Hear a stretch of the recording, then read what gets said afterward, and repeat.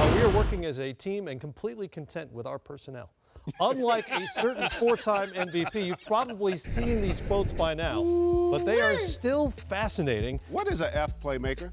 We're going to get into that. It's not often you hear an elite player beg for help this way, but this is LeBron's plea. Please, baby. We're not better than last year from a personnel standpoint. We're a top-heavy team. I just hope that we're not satisfied as an organization. I'll be 33 in the winter, and I ain't got time to waste. We need a F playmaker. Still don't know what F means. I'm not saying you can just go find one like you can go outside and see trees, which is my favorite part of this quote, by the way. Trees are abundant. You can see them everywhere. I didn't say that. It's been and I don't know what the S is for either, 2017 so far. LeBron then backtracked a bit yesterday on Twitter, saying he's not mad at management and complimenting General Manager David Griffin on the, quote, great job he's done. Cavs have lost 5 of their last 7 games.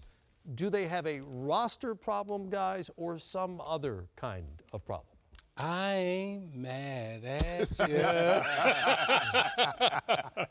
No, I think where LeBron is coming from is, he talked about the organization being complacent.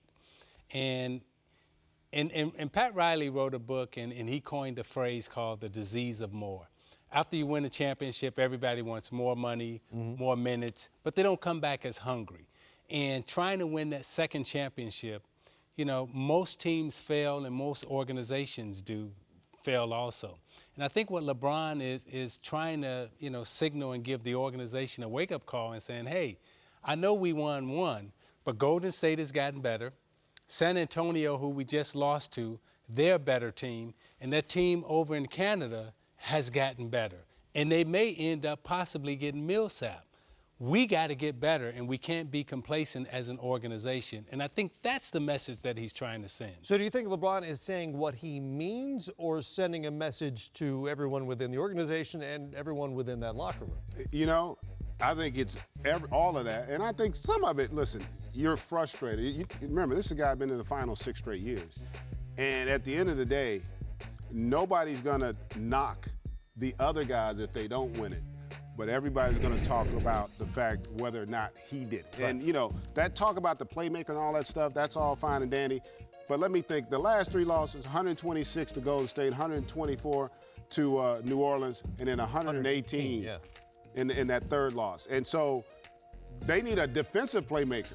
That would help, too. Remember, they don't have the bigs. Tristan Thompson, losing Birdman, they don't have the backup on that front line. They are getting manhandled. And that's an area where they can somehow fix internally, but don't think for a moment they don't miss J.R. Smith.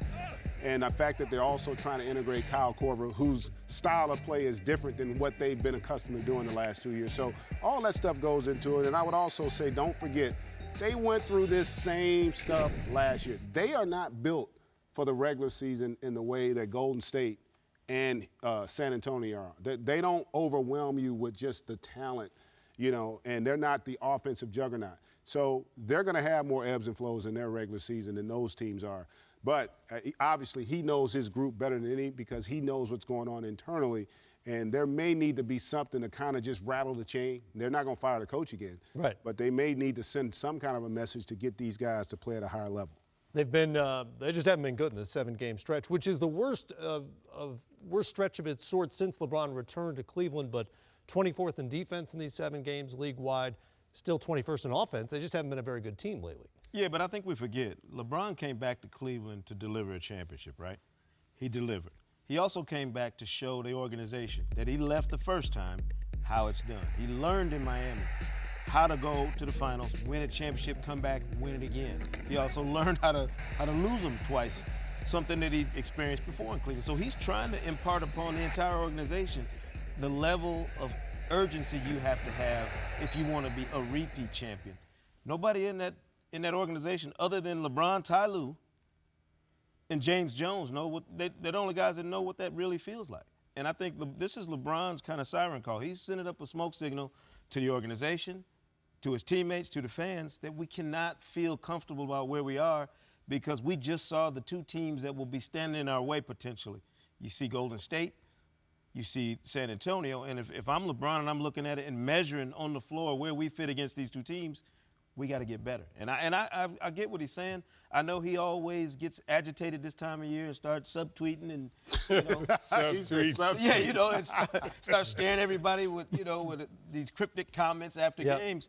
But this, to me, is LeBron setting off the flare that, hey, the championship celebration, the parade is over. We got to get back to the business of trying to win this thing again, and it's going to take a better effort all around. Front office, everybody.